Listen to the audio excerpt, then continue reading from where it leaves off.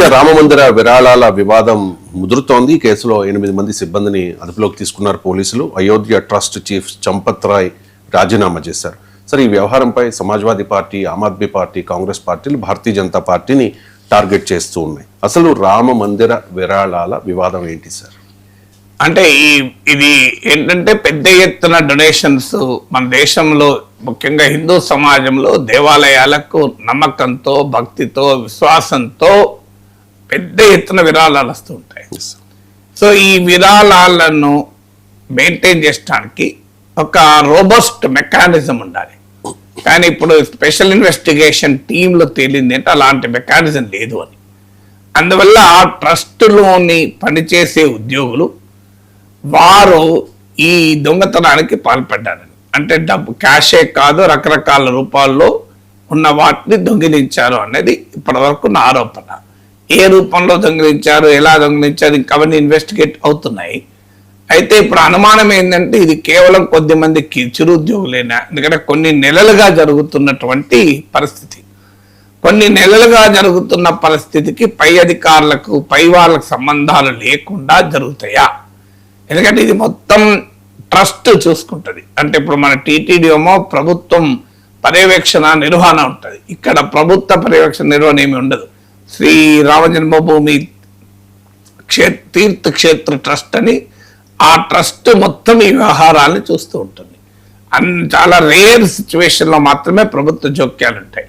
మరి అలాంటి ట్రస్టులో ఎవరికి సంబంధం లేకుండా ఇది జరిగిందా అనేది ఒక పెద్ద క్వశ్చన్. ఈ ట్రస్ట్లో ఉన్న వాళ్ళంతా రామ్ జన్మభూమి మూమెంట్తో చాలా సంబంధాలు ఉన్న వాళ్ళు ఏళ్ళ తరబడి, మరి అంత ప్యాషన్తో, అంత అభిమానంతో, నమ్మకంతో, విశ్వాసంతో పనిచేయాల్సిన వారు ఎందుకు ఇలా బిహేవ్ చేశారు?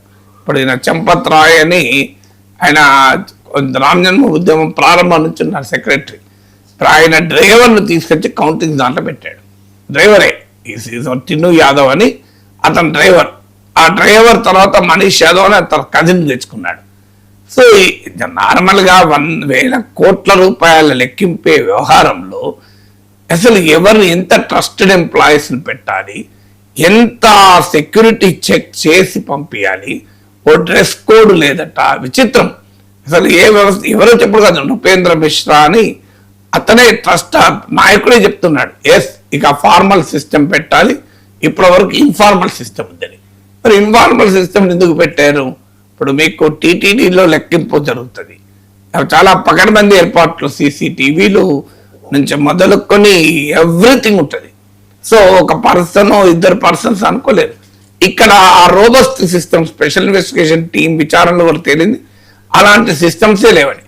సో ఆ సీసీటీవీలకు అడ్డంగా నిలబడి ఈ నేరానికి పాల్పడ్డారు. ఒకరు అడ్డంగా నిలబడే వరకు ఇంకోరు ఆ నేరానికి పాల్పడ్డారు. ఆఖరికి అంటే కౌంటింగు, ట్రాన్స్పోర్టు, ఇలా అన్ని టిల్ బ్యాంక్లో క్రెడిట్ అయ్యేంత వరకు ఒక రోబస్ట్ సిస్టమ్స్ ఉండాలి. అలాంటి సిస్టమ్స్ ఏవి ఇక్కడ పెట్టలేదు అన్నది ఇప్పుడు ఎస్ఐటీ ఇన్వెస్టిగేషన్లో తెలుస్తుంది. ఎందుకు పెట్టలేదు అనేది ట్రస్ట్ పెద్దలే చెప్పాలి. ఇప్పుడు already Champat Rai trust general secretary, ఈ మొత్తం నిర్మాణంలో కీలక బాధ్యత పోషించిన వ్యక్తి రిజైన్ చేశారు. దాంతోపాటు అనిల్ మిశ్రా అని ఇంకో అతను రిజైన్ చేశారు. వాళ్ళ మీద ప్రత్యక్షంగా ఆరోపణలు లేకపోవచ్చు, స్పెషల్ ఇన్వెస్టిగేషన్ టీం ఇప్పటి వరకు ఎఫ్ఐఆర్లో వాళ్ళ పేర్లేం పెట్టలేదు, కానీ వాళ్ళ మనుషులే ఇందులో ఇన్వాల్వ్ అయి ఉన్నారు అన్నది ఆరోపణ. సో అందువల్ల ఇంత పెద్ద వ్యవస్థ సాక్షాత్తు ప్రధానమంత్రి శంకుస్థాపన చేసి, ప్రధానమంత్రి చేతుల మీదుగా ప్రారంభించి, ట్రస్ట్ ఏర్పాట్లో కూడా ప్రధానమంత్రి కీలక భూమిక పోషించిన వ్యవస్థలో ఇంత అజాగ్రత్తగా ఎందుకున్నారు? ఎందుకంటే ఇది కేవలము ఒక బ్యాంకు దోపిడీ లేదా ఒక వ్యాపార సంస్థలో దొంగిలింపులు కాదు. ఇది ఒక వ్యవస్థ, ఒక విశ్వాసము, ఒక నమ్మకము, ఒక ధర్మము, వీటిపైన దాడిది. మామూలు దాడి కాదు కదా. ఇప్పుడు చాలా హిందూ మతానికి లౌకికవాదుల నుంచి దాడి అంటారు. లౌకికవాదుల నుంచి దాడి ఎక్కడిది? ఇప్పుడు ఈ డబ్బులు దొంగలు లౌకికవాదులు ఎవరు లేరు కదా, నాస్తికులు ఎవరు లేరు కదా. ఉన్నవారెవరు? జై శ్రీరామన్ రోజు నినాదం ఇచ్చేవాళ్ళే, రోజు రామభక్తులను చెప్పుకునే వాళ్ళే, రామ మందిర నిర్మాణం కొరకు క్యాంపెయిన్ చేసిన వాళ్ళే ప్రజల విశ్వాసాలను తమ వ్యాపారంగా, తమ పెట్టుబడిగా ఉపయోగించుకున్నారు. అంటే ప్రజలకేమో విశ్వాసం, డొనేషన్ ఇచ్చిన వ్యక్తి ఏమో ఎంతో ధర్మం పైన నమ్మకంతో విశ్వాసంతో ఇచ్చాడు. కానీ ఆ డొనేషన్ లెక్క పెట్టేటోడికి విశ్వాసం లేదు, దాంట్లో నమ్మకం లేదు. సో దేవుని దగ్గర పనిచేసే వాళ్ళకే నమ్మకాలు లేవు దేవుని పైన, ఇంకా వేరే వాళ్ళకి ఏముంటది?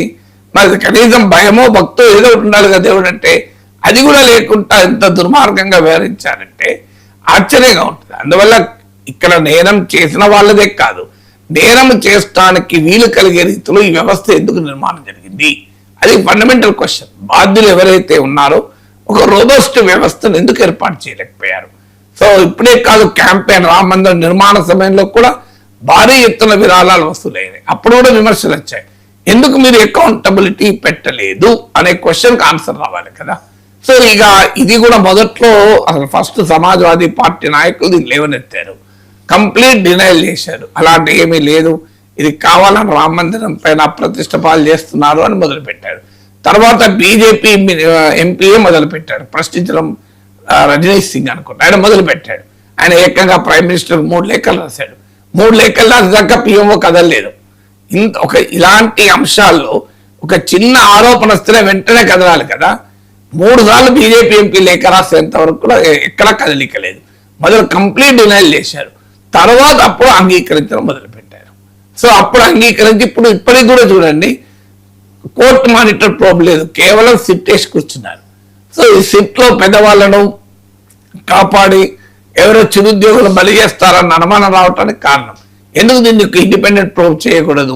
ఉత్తరప్రదేశ్ పోలీస్ వ్యవస్థతో విచారణ జరిపిస్తే న్యాయం దక్కుతుందా? So start for judicial probe. ఎందుకు supreme court monitor, high court monitor probe చేయండి, దానికి అభ్యంతరం ఎందుకు చేయడం లేదు? ప్రధానికి సిబిఐ విచారణ అడుగుతారు, ఇక్కడ ఎందుకు అడగడం లేదు? స్పెషల్ ఇన్వెస్టిగేషన్ టీం విచారణ సరిపోతుంటున్నారా? దానికి న్యాయ విచారణ అడుగుతారు కదా, ఇక్కడ న్యాయ విచారణ ఎందుకు చేయడం లేదు? సో ఆన్సర్ లేదు. అందువల్ల ఇతర మతాల వారి దృష్టిలో ఇది చులకనయ్యే ప్రమాదం కూడా ఉంటుంది కదా, ఆ యాంగిల్లో కూడా ఆలోచించాలి కదా కనీసం. ఎందుకంటే ఇది ఎంటైర్ భారతదేశంలో రామజన్మభూమి ఉద్యమానికి ఉన్న విశిష్టత, ప్రతిష్ట మామూలుది కాదు. అలాంటి దేవాలయంలోనే ఈ పరిస్థితి ఉంటే ఇక చిన్న చిన్న దేవాలయాల పరిస్థితి ఏంటి? అసలు దేవాలయ వ్యవస్థ పైన ఇది ఒక దాడి కాదా? ఇంత భయంకరమైన దాడి చేయడం కదా. అందుకే ఇప్పుడు సమాజ్వాదీ పార్టీ వాళ్ళైతే దాన్ని గజనీ మహమ్మద్ సోమనాథ్ దాడి కన్నా దుర్మార్గమైంది ఇది, వాడంటే నమ్మకం లేనోడు దాడి చేశాడు, వీడు నమ్మకం ఉన్నోడే దాడి చేస్తున్నాడు కదా అని కూడా ఆరోపిస్తున్నారు. అది చాలా పెద్ద ఆరోపణ కావచ్చు. అక్కడ విద్వేషం కూడా ఉంది, మత విద్వేషం ఉంది. ఇక్కడ సంపద పైన కళ్ళు పడడమే కాదు, మత విద్వేషం కూడా ఉంది. ఇక్కడ మత విద్వేషం లేకపోవచ్చు, కానీ దేవుడి కన్నా నాకు డబ్బే ముఖ్యం, ధర్మం కన్నా ధనమే ముఖ్యం అనేటువంటి మానసిక స్థితి ఉన్నవాడు ఎందుకు అక్కడ ఎలో చేశారు అంటే, దేవుని సన్నిధిలో కూడా నీకు ఆ పవిత్ర భావన ఎందుకు పోయింది? నీ భక్తి భావన ఎక్కడ పోయింది? కనీసం ప్రజల విశ్వాసాల పైన గౌరవం కూడా ఎందుకు లేదు అనే ప్రశ్నలు అయితే జరుగుతున్నాయి కదా. అయోధ్య రామమందిర నిర్మాణాన్ని భారతీయ జనతా పార్టీ చాలా ప్రతిష్టాత్మకంగా తీసుకుంది. వాస్తవానికి 2024 లోక్సభ ఎన్నికలకు ముందు అంటే జనవరిలో అయోధ్య రామాలయ ప్రారంభోత్సవం జరిగింది. సరే, అయినా కూడా అయోధ్యలోనే అంటే అయోధ్య రామమందిరం ఉన్న ఫైజాబాద్లో భారతీయ జనతా పార్టీ ఓడిపోయిన పరిస్థితి. ఇప్పుడు నెక్స్ట్ ఇయర్ అంటే 2027లో ఉత్తరప్రదేశ్ అసెంబ్లీ ఎన్నికలు జరగబోతూ ఉన్నాయి. రాజకీయంగా ఈ వివాదం నేపథ్యంలో భారతీయ జనతా పార్టీపై ప్రభావం ఏంటి సార్? రాజకీయాల సంబంధంలో ఏం చెప్తారు కానీ, మీరే అన్నట్లు 2024 ఎలక్షన్స్ మీరే జరిగాయి. జనవరిలో యాక్టివిటీ ప్రారంభం, అది కూడా నిర్మాణం పూర్తి కాకముందు ప్రారంభించేశారు. అనేక మంది శంకరాచార్యులు అభ్యంతరాలు చెప్తూ ఇది ఆగమ శాస్త్రాలకు విరుద్ధము, నిర్మాణం పూర్తి కాకముందు ప్రారంభించకూడదని వాళ్ళు వెళ్ళలేదు కూడా, మీకు గుర్తునే ఉంటుంది. వాళ్ళపై కూడా రాజకీయ దాడి జరిగింది శంకరాచార్యుల పైన. సో బట్ అందువల్ల రాజకీయాలకు రామ మందిర ఉద్యమానికి మన సంబంధం లేదని ఎవరైనా చెప్పితే, ఇలా బీజేపీ 2 సీట్ల నుంచి 300 సీట్లకు తీసుకురావడంలో ఈ ఉద్యమ పాత్ర కాదలేరు. ఇప్పుడు రేపు ఉత్తరప్రదేశ్ అసెంబ్లీ ఎన్నికలు ముందు ఈ పరిణామాలు సంభవిస్తున్నాయి. సో డెఫినెట్ గా మొదటి అంశం ఏంటంటే, Ram Mandir is not just Mandir, ఇది హిందుత్వ సైద్ధాంతిక పునాదికి కేంద్ర బిందువు. అందువల్ల ఒక్కసారి రామ మందిరంలోనే దొంగతనాన్ని నివారించలేకపోయారు, రామ మందిరంలోనే భక్తుల విశ్వాసాలను ఫలంగా పెట్టి భక్తుల విశ్వాసాలపై ఈ రకమైన దాడి జరిగింది అంటే, ఖచ్చితంగా హిందుత్వ రాజకీయాలకు ఒక పెద్ద దెబ్బ ఇది. అంటే దేశంలో ఈ ప్రభుత్వం ఉంటే, ఈ రాజకీయ పార్టీ ఉంటే హిందువుల విశ్వాసాలకు రక్షణ ఉంటుంది అనే భావన ఈ పార్టీ బీజేపీని ఇప్పటిదాకా తీసుకొచ్చింది. సో మరి హిందువుల విశ్వాసాలకు రక్షణ ఏంటి అనే క్వశ్చన్ ముందుకు వస్తుంది. అందుకే ఇప్పుడు సమాజ్వాదీ పార్టీ కానీ, కాంగ్రెస్ కానీ, ఆమ్ ఆద్మీ పార్టీ కానీ అడుగుతున్నది అదే, ఈ ధర్మమా ధనమా అని. ధనం ముందు ధర్మాన్ని కూడా తాకట్టు పెట్టారే అని. సో ఇది ఎంతో కొంత హిందుత్వ రాజకీయ పునాదులకు ఒక పరీక్షగా మారిపోతుంది. ఇది మొదటిది. అయితే ఇది ఒక్కటే జరిగితే వేరే విషయం.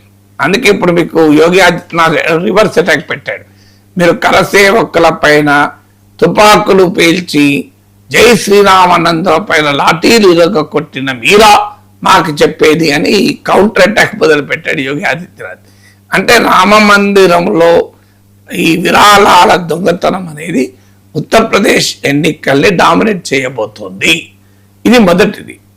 అయితే ఇది ఒక్కటే కాదు, వాస్తవంగా ఈ లాస్ట్ 2 years లో బీజేపీకి ఉన్న కోర్ కాన్స్టిట్యున్సీస్, కోర్ క్యారెక్టరిస్టిక్స్, అంటే ప్రజలలో ఏ అంశాలు చెప్పుకొని ఏ ప్రజా పునాదుల ఆధారంగా బీజేపీ ఈ స్థాయికి రాజకీయంగా ఎదిగిందో అవన్నీ కూడా సవాల్కు గురవుతున్నాయి. మీకు ఉదాహరణకు 2014కు ముందు పెద్ద ఎత్తున యూపీఏ ప్రభుత్వ హయాంలో అవినీతి కుంభకోణాలు జరిగాయి. మీకు ఆ అవినీతి కుంభకోణాలను అటాక్ చేస్తూ జన్ లోక్పాల్ ఆందోళన మొదలైంది. ఇండియా అగెన్స్ట్ కరప్షన్ ఉద్యమం నడింది. కరప్షన్ అనేది ఒక ప్రధాన అంశంగా మోడీ ప్రైమ్ మినిస్టర్ అయ్యారు. 2G స్పెక్ట్రమ్ కుంభకోణం అయితే దేశమంతా తిరిగారు. 12 ఏళ్ళైనా అందులో ఎవరికి శిక్షలు పడలేదు. ఏ కుంభకోణము బయటికి రాలేదు. ఏ కుంభకోణంలో ఎన్ని కోట్లు బయటకు వచ్చినాయో ఎవరికి తెలియదు. మరి అవినీతి ఆరోపణలు నిజమా అబద్ధం అనే క్వశ్చన్ వస్తుంది కదా. అదే అయిపోయినాక ఇప్పుడు అంటే మేము అధికారంలో ఉంటే మై కావుగా నాకు కానయదేగా అంటూ మోడీ నేను తినను, ఎవరిని తిననీయను అన్నది మోడీ ఇచ్చిన నినాదం. ఇవాళ మోడీ చేతుల మీదుగా ప్రారంభమైన రామ జన్మభూమి ట్రస్ట్లోనే తింటుంటే మరి మోడీ ఏం చేస్తున్నాడు? మోడీ హైతో ముంకినే అంటారు కదా, మోడీ ఉంటే విశ్వాసం కదా.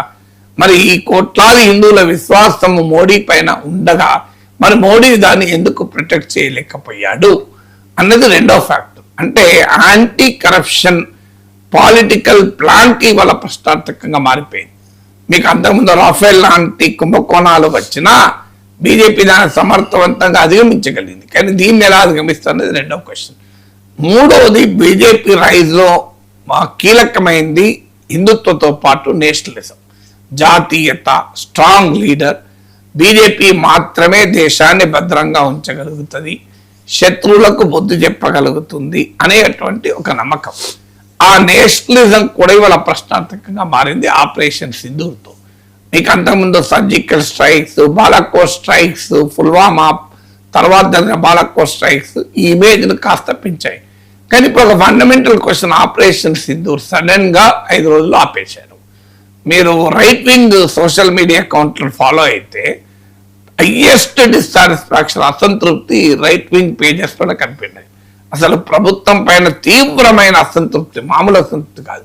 ఎందుకంటే అప్పటిదాకా ఇచ్చిన వాతావరణం బిల్డప్ ఏంటంటే పాక్ ఆక్యుపైడ్ కాశ్మీర్ని కూడా ఇండియా క్యాప్చర్ చేసుకుంటుంది, పీఓకేని కూడా తీసేసుకుంటుంది, పాకిస్తాన్ చావు దెబ్బ తీస్తారని ప్రజలు నమ్మారు.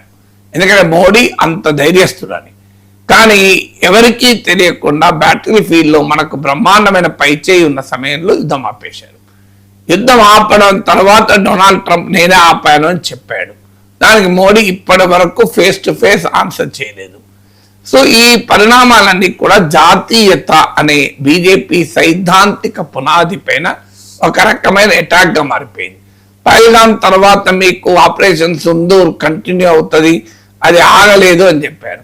కానీ ఢిల్లీలో రెడ్ ఫోర్ట్ పైన బాంబు పేలులు జరిగి 7 చనిపోయినా ఆపరేషన్ సింధూర్ మళ్ళీ స్టార్ట్ కాలేదు. సో అందువల్ల ఇప్పుడు ఏకంగా పాకిస్తాన్తో చర్చలు జరపాలని ఆర్ఎస్ఎస్ ప్రతిపాదిస్తోంది. పాకిస్తాన్తో నిన్నటిదాకా ఏం చెప్పారు? Terror and talks cannot go together అన్నారు. ఇప్పుడు ఆర్ఎస్ఎస్ డిమాండ్ చేస్తోంది పాకిస్తాన్తో చర్చలు జరపాల్సిందే అని. సో అందువల్ల ఈ పరిణామాలు థర్డ్ ఐడియాలజికల్ ప్లాంక్ అయినా నేషనలిజం అంటే ఫస్ట్ హిందుత్వ రామ మందిర దొంగతనాలతో హిందుత్వ ప్రశ్నార్థకమైంది. మీకు ఇదే ఈ రామ మందిరంలో విరాళాల దొంగతనంతో యాంటీ కరప్షన్ ప్లాన్ దెబ్బతిన్నది. థర్డ్ ఫ్యాక్టర్ గా ఆపరేషన్ సింధూర్ ఆపిన తీరు వల్ల నేషనలిజం జాతీయత అనే అంశంలో దెబ్బ తగిలింది బీజేపీకి. నాలుగవది యంగర్ ఓటర్ బీజేపీకి మొదటి నుంచి కూడా strong vote base. Young voter 21% ఉంటారు బిలో 29 ఇయర్స్ వాళ్ళు. NEET exam leak, UGC exam leak, Dharmendra Pradhan resign చేయకపోవడం, పొలిటికల్ అకౌంటబిలిటీ లేకపోవడం, కాక్రోచ్ల ఉద్యమం, ఇవన్నీ కలిపి బీజేపీకి స్ట్రాంగ్ ఓట్ బేస్ గా ఉన్న యంగ్ ఓటర్ దూరం చేశాయి. ఐదవది బీజేపీకి ఉన్న మరో ముఖ్యమైన అంశం ఏంటంటే ఎడ్యుకేటెడ్ మిడిల్ క్లాస్. సో ఈ educated middle class paper leaks తోనే కాదు, అన్ఎంప్లాయ్మెంట్, ఎకనామిక్ క్రైసిస్, వీటి వల్ల ఆ ప్రజానికంలో ఒక పెద్ద క్వశ్చన్ అంటే బీజేపీకి స్ట్రాంగ్ ఓటర్ గా ఉన్న ఎడ్యుకేటెడ్ మిడిల్ క్లాస్ లో ఇవాళ ప్రశ్నార్థకమైంది. ఆరవది బీజేపీకి ఉన్న స్ట్రాంగ్ ఓట్ బేస్ లో అప్పర్ కాస్ట్ కీలకమైంది. కానీ యూజీసీ గైడ్ లైన్స్ ఇటీవల వివాదాస్పదమై సామాజిక న్యాయం కోసం యూజీసీ ఇచ్చిన గైడ్ లైన్స్ తో అప్పర్ కాస్ట్ లో తీవ్ర వ్యతిరేకత వచ్చింది. కొంతమంది ఈవెన్ బీజేపీ పదవులకు కూడా రాజీనామాలు చేశారు. ఏడవది పశ్చిమాసియా యుద్ధంలో మనం అనుసరించిన వైఖరి, ఆ తర్వాత మన పాత్ర ఏమీ లేకపోవడం, పాకిస్తాన్ కీలక పాత్ర ఉండడం, complete failure of the Modi government foreign policy వల్ల విశ్వగురు నరేటివ్ దెబ్బతింది. అంటే ఈ 7 నరేటివ్ల ఆధారంగా మోడీ భారతీయ జనతా పార్టీ రైజ్ అయితే ఇప్పుడు 7 నరేటివ్లు కూడా ప్రశ్నార్థకంగా మారాయి. 8వది it's a party with a difference. Congress culture కాదు, ఇది డిఫరెంట్ పార్టీ అని. కానీ ఇలా సరిగ్గా కాంగ్రెస్ కల్చరే కనబడుతోంది. గవర్నర్ల దుర్వినియోగం కావచ్చు, రాజకీయ పార్టీలను చీల్చడం కావచ్చు, పార్టీ ఫిరాయింపులను ప్రోత్సహించడం కావచ్చు, పార్టీలను విలీనాలు చేసుకోవడం కావచ్చు, ఇందులో ఎక్కడ కాంగ్రెస్ సంస్కృతికి తేడా ఏమీ లేదు. సో ఎమర్జెన్సీ మైండ్ సెట్ కావచ్చు వ్యవస్థల పైన. సో ఇవన్నీ కూడా ఏమైందంటే పార్టీ విత్ డిఫరెన్స్ అన్న బీజేపీ నినాదాన్ని చాల్ చరిత్ర చింతన్ డిఫరెంట్ మాది అని వాజ్పేయి చెప్పేవారు.